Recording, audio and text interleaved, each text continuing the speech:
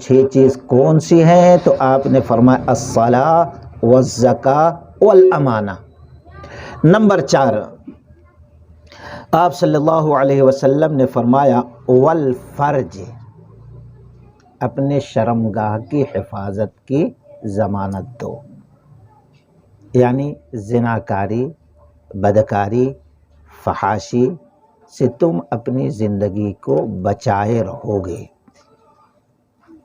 یہ خاص کر کے آج کے ماحول اور آج کے معاشرے میں ہر مسلمان مرد عورت کے اس کے بارے میں خیال کرنا ہے، اور اگر ہم اس بڑے گناہ سے اپنے آپ کو بچانا چاہتے ہیں تو قرآن نے کہا وَلَا تَقْرَبُوا الزِّنَا، تم زنا کے قریب نہ جاؤ۔ مطلب کیا ہے زنا کے قریب نہ جانا؟ مطلب یہ ہے جن چیزوں کے دیکھنے، جن چیزوں کے سننے، جن چیزوں کے پڑھنے کی وجہ سے ہمارے اندر بدکاری کی خواہش پیدا ہوتی ہے، ایسی چیزوں کو نہ سنیں، نہ دیکھیں، نہ پڑھیں۔ لیکن افسوس، پہلے ٹی وی تھی، کچھ لوگ بچ جاتے تھے، لیکن اب ہر ایک کے ہاتھ میں موبائل ہے۔ فحاشی، بے حیائی کی ہر حد آج ختم ہو گئی ہے۔ لیکن افسوس، ماں باپ کی ذمہ داری ہوتی تھی کہ اپنی اولاد کو ان چیزوں سے بچائے۔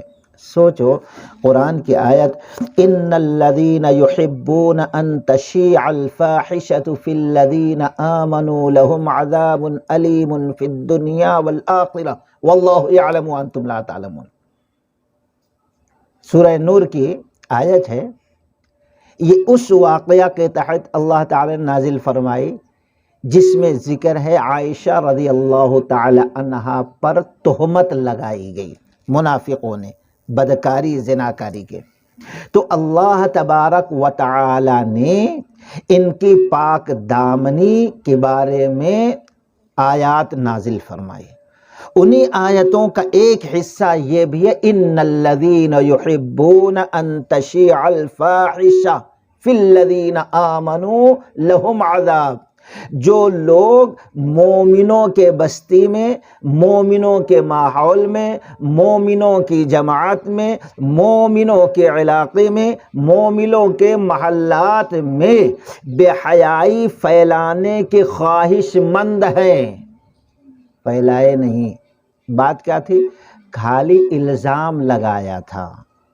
تو اللہ تعالیٰ نے فرمایا جو لوگ ایمان والوں کے درمیان بے حیائی پھیلانے کی آرزو رکھتے ہیں، یحبون ان تشیع الفاحشہ، فواحش پھیلاتے ہیں، لہم عذاب علیم فی الدنیا والآخرہ، اللہ تبارک و تعالی دنیا میں بھی بڑا رسوا کن ان کو عذاب دے گا۔ ذلت اور رسوائی کا سامنا ایسے لوگوں کو کرنا پڑے گا، اور آخرت میں بھی اللہ بڑا سخت دردناک عذاب تیار کر رکھا ہے، اور اللہ جانتا ہے، تم جانتے نہیں۔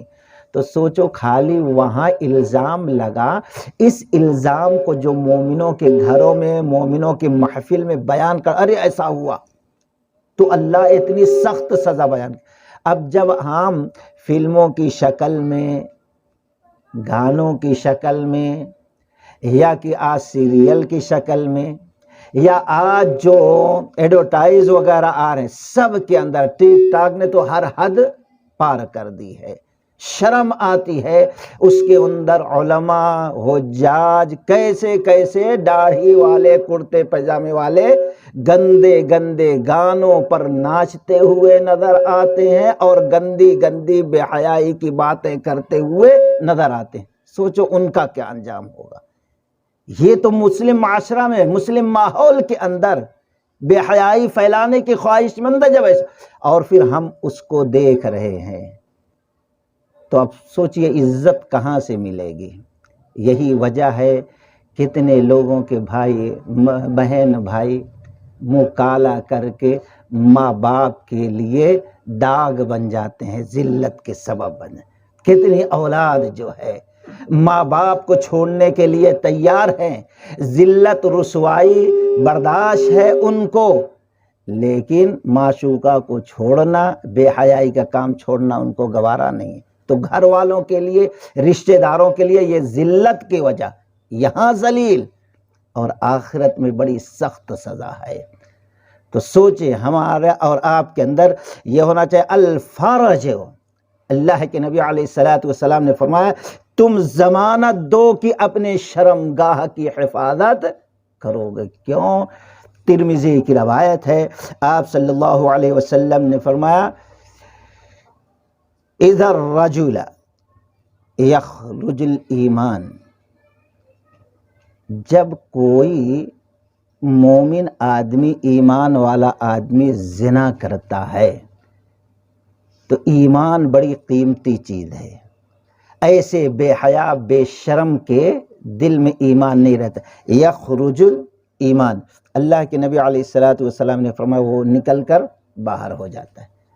اب اسی حالت میں اگر اس کی موت ہو گئی، جب زنا کیا ہے، بدکاری کیا ہے، اسی حالت میں مر جائے تو اب سوچو وہ کیا منہ لے کر رب العالمین کے سامنے حاضر ہوگا، قبر میں اس کا انجام کیا ہوگا، میدان محشر میں ایسے لوگوں کا حشر کیا ہوگا۔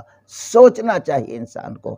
چند منٹ کی لذت اور خواہشات کو پوری کرنے کے لیے دائمی زندگی جو ہے، اور اس سے پہلے قبر کی زندگی، کب دنیا ختم ہوگی، کب قبر سے اٹھایا جائے گا، اس کی کوئی حد نہیں ہے۔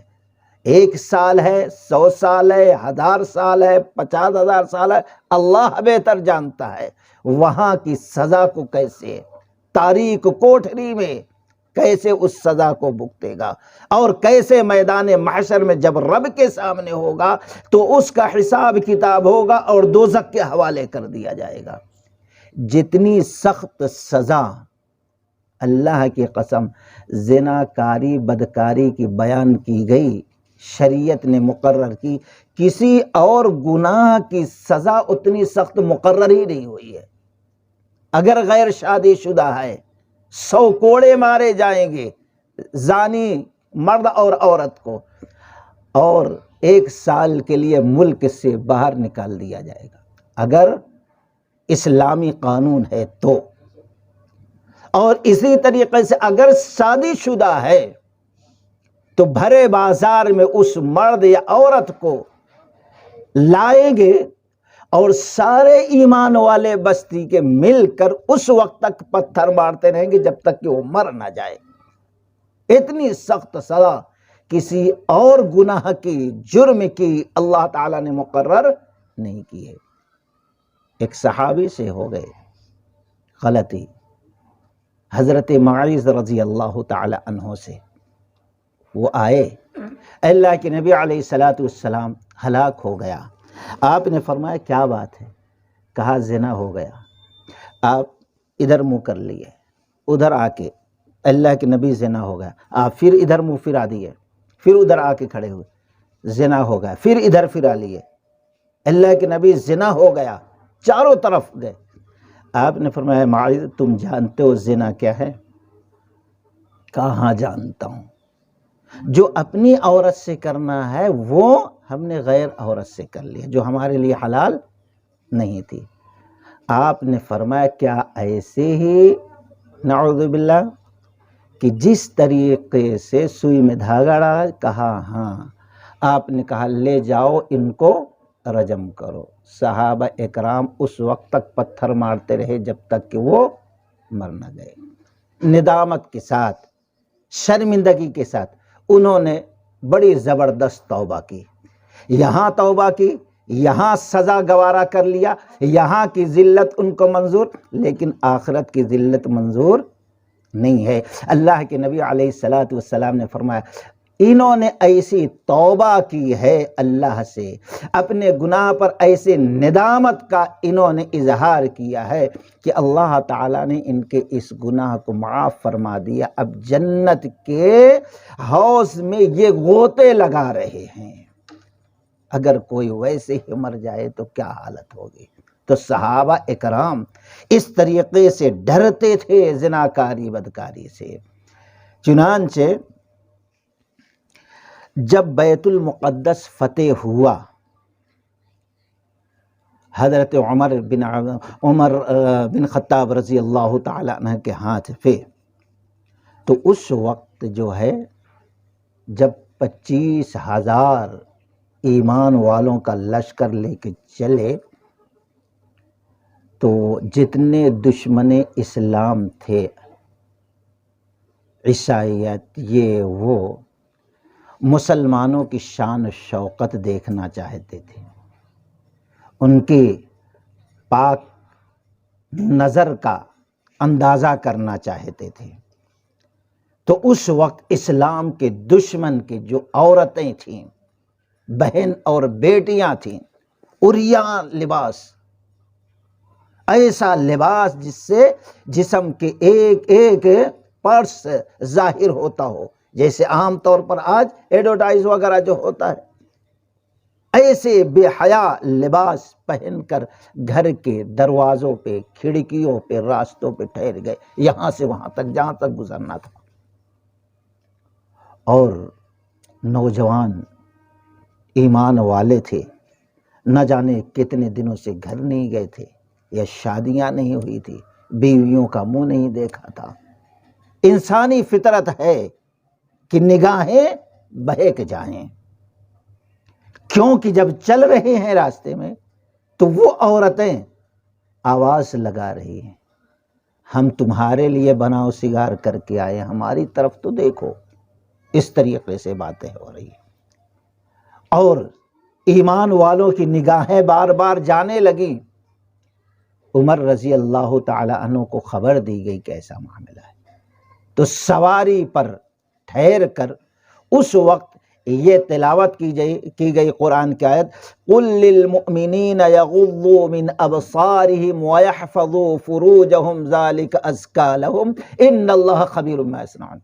اے نبی، ایمان والوں کو کہہ دو کہ اپنی نگاہوں کو جھکا لے، یغضوا من ابصارہم ویحفظوا فروجہم، اور اپنے شرمگاہ کی حفاظت۔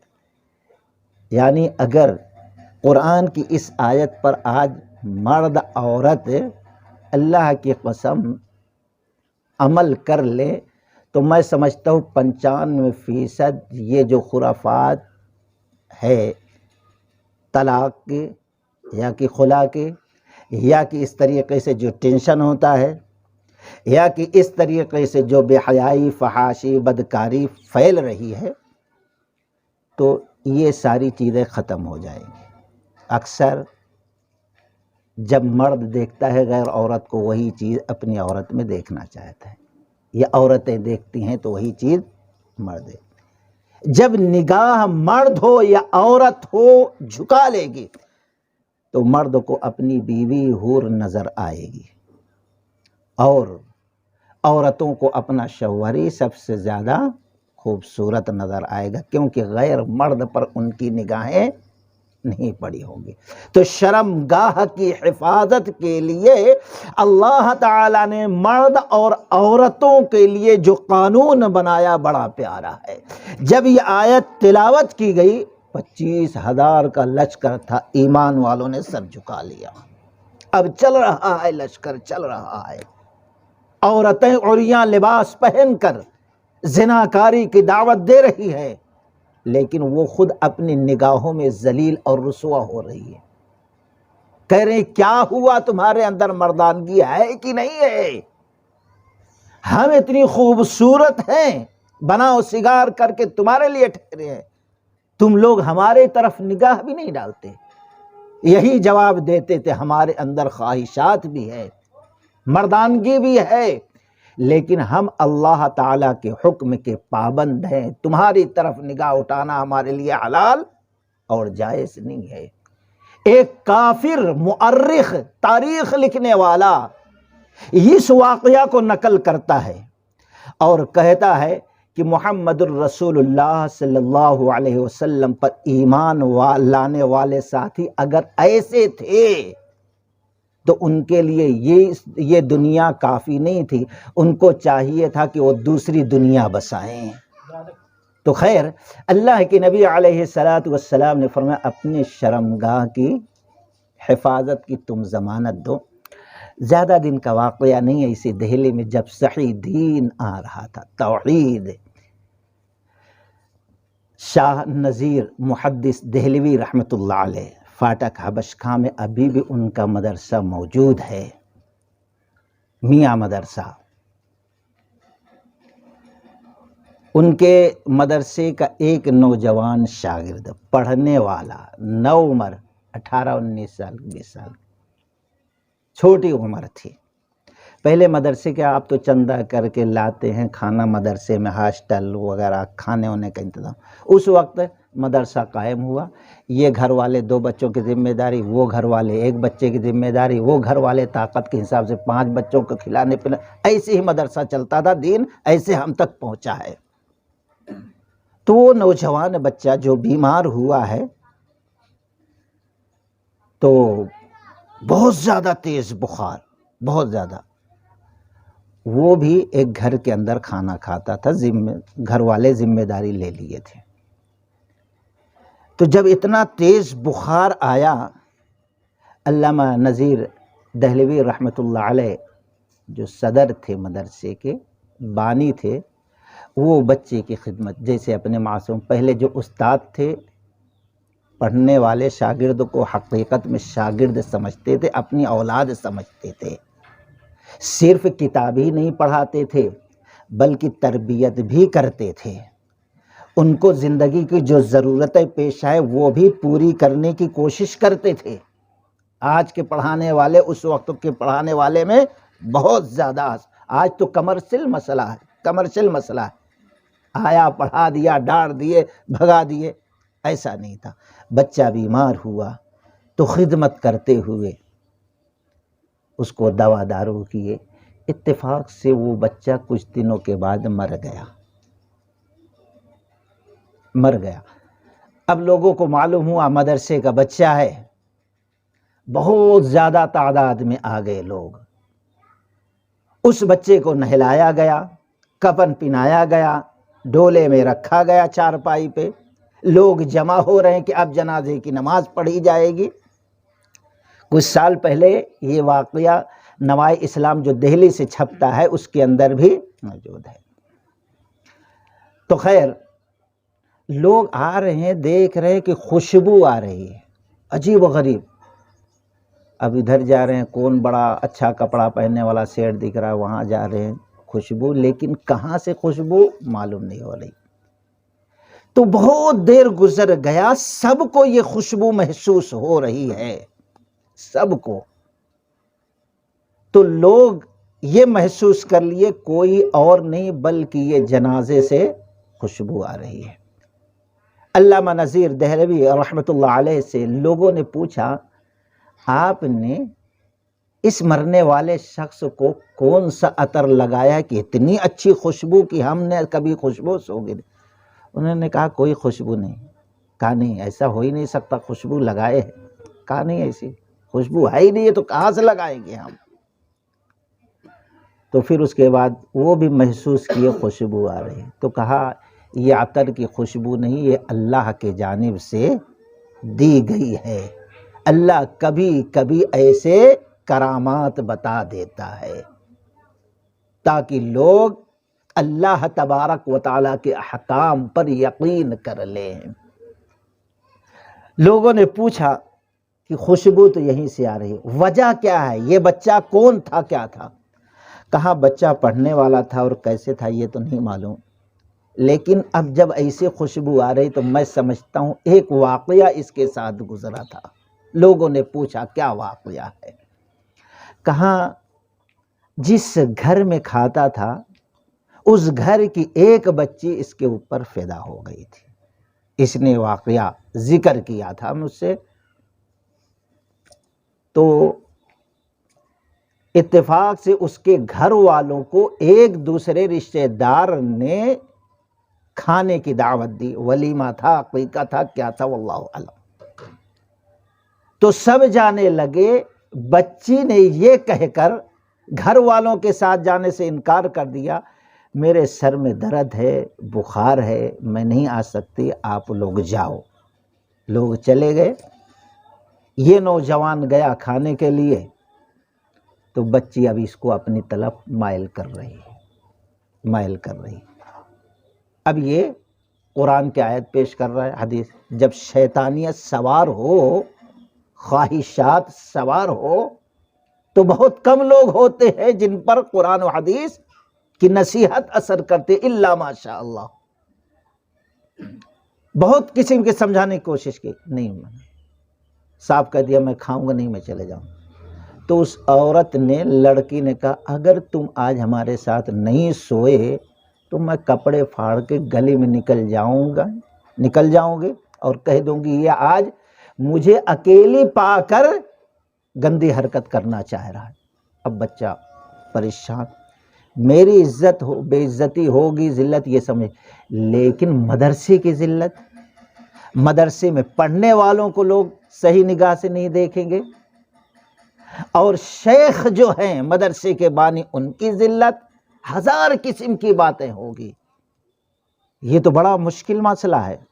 سوچا، اس نے کہا ٹھیک ہے جب تم کہہ رہے ہو تو میں بھی تیار ہوں، میرے اندر بھی خواہشات ہے، میں تیار، لیکن پہلے باتھ روم کہاں بتاؤ، میں فری ہو جاؤں، فارغ ہو جاؤں جب. تو وہ نوجوان گیا باتھ روم کے اندر، اور پھر جب نکلا ہے تھوڑی دیر کے بعد تو وہ لڑکی ہٹ جا تو بھاگ جا، کیونکہ وہ گندگی پیخانہ اپنے چہرے پہ، اپنے کپڑے پہ لگا لیا ہے. اب بچی کو گھن آ رہی ہے، فوراً بھگا دے. اب دہلی کی ٹھنڈی کیسی ہے، وہاں رہنے والوں سے اب جا کے معلوم کرو کیسی ٹھنڈی ہو. رات کا وقت تھا، اسی گرمی میں اس بدکاری زناکاری سے بچنے کے لیے اس نے یہ طریقہ اپنایا، اور پھر جا کر خوب گھیس گھیس کے نہا رہا ہے، ایسے ٹھنڈے پانی میں، ایسے ٹھنڈے موسم کے اندر، جس کے وجہ سے صبح بہت زیادہ بخار کہ ہاتھ رکھنا اس کے جسم پر مشکل ہو گیا.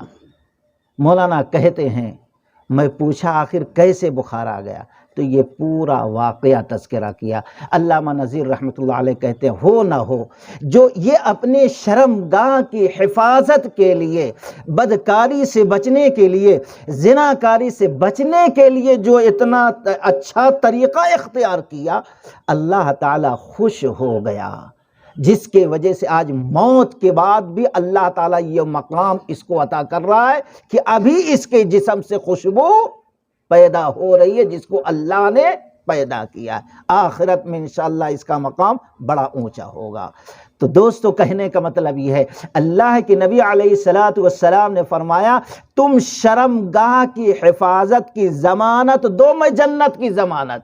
یہ شرمگاہ کی حفاظت کے لیے یہ طریقہ اختیار کیا تو جنت کی خوشبوؤں میں سے ایک تھوڑا حصہ اللہ نے دنیا ہی میں بتا دیا. تو اللہ سے دعا کرو کہ اللہ تعالیٰ ہر قسم کی بدکاری، بے حیائی سے ہمارے اور ہمارے ایمان کی حفاظت فرمائے.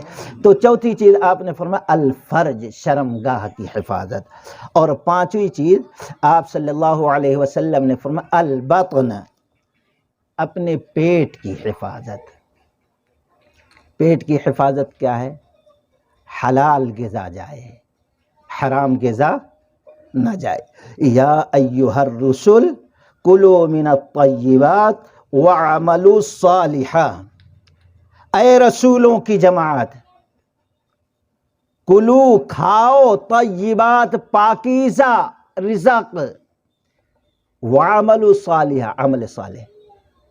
گویا انبیاء اور رسول کو پہلے عمل، دعوت و تبلیغ کا حکم نہیں، پہلے غذا کو حلال کرنے کا حکم ہے. تیسرے نمبر پر حکم یہ ہے کہ تم عمل کرو، کیونکہ انسان لاکھ عمل کر لے، اگر غذا حرام کی گئی ہے تو اس کا عمل قابل ہے. پہلی بات، ایسے لوگوں کو عمل کی توفیق نہیں ملتی، بھی ہے تو اللہ قبول نہیں.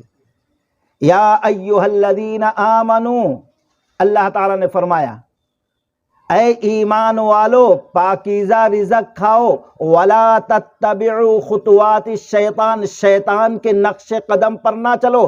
یعنی جو حرام چیزیں ہیں جو حرام طریقے ہیں مال کمانے کے، یہ سب کے سب شیطان کے راستے ہیں، اس راستے پہ نہ چلو۔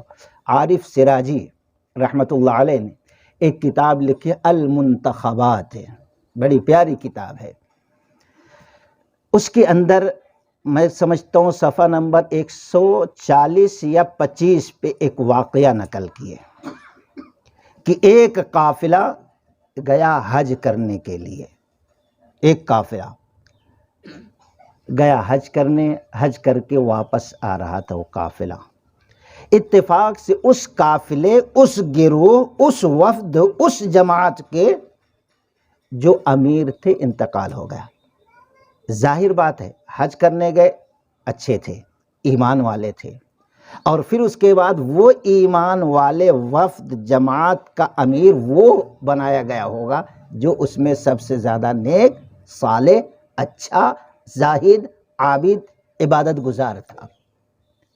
اتفاق سے جب انتقال ہو گیا، قریب راستے کی بستی تھی، وہاں لوگ گئے اور بتایا ایسا معاملہ، ابھی ہم کو دور فلاں جگہ جانا ہے، لاش کو اٹھا کے تو جانا مشکل ہے، آج کے جیسے اس وقت ابھی اتنی سہولتیں نہیں تھیں۔ لوگوں نے قبرستان میں قبر کھودی اور لے جا کے جیسے لٹانے گئے، کیڑے مکوڑے، سانپ، اژدہے سے وہ قبر بھر گئی۔ کتاب موجود، اور کتاب لکھنے والا موحد عارف سراجی رحمت اللہ علیہ، ایک اچھے عالم دین ہے، آندھرا بھی کئی بار آ چکے ہیں اس علاقے میں۔ تو خیر وہ قبر بند کر دیے، نہ جانے کیا معاملہ ہے، شاید ایسی زمین ہے سانپ بچھو کی۔ تھوڑی دور جا کر وہاں قبر کھودے، وہاں پہ بھی ہو بہو ایسے ہی مسئلہ پیش آیا، بند کر دیے، اٹھائے اور جا رہے تھے۔ ایک بڑی بستی نظر آئی تو وہاں پہ گئے، بستی والوں کے سامنے رکھا، بھئی 2 قبر کھودے، یہ ہمارے امیر صاحب ہیں صاحب۔ وہاں کے لوگوں نے کہا یہ ہمارا بڑا قبرستان ہے، ہزاروں قسم کے مردوں کو ہم نے دفنایا، کبھی ایسا معاملہ پیش نہیں ہے، قبر کھودے، جنازے کی نماز پڑھے، اور وہاں جیسے لاش ڈالنے جا رہے ہیں وہی معاملہ، وہی منظر ہے، سانپ اژدہے بھرے ہوئے ہیں۔ سوچنے لگے، لوگ ابھی بیٹھے ہوئے ہیں، ابھی کچھ وقت گزرا تھا، نگاہ اٹھائی تو عبداللہ بن مسعود رضی اللہ تعالیٰ عنہ، ایک جلیل القدر صحابی، بڑے پائے کے صحابی آ رہے ہیں۔ بستی والوں نے کہا دیکھو اللہ کے نبی علیہ السلام کے صحابی آ رہے ہیں، ان کے سامنے مسئلہ رکھیں گے، انہوں کچھ بتائیں گے۔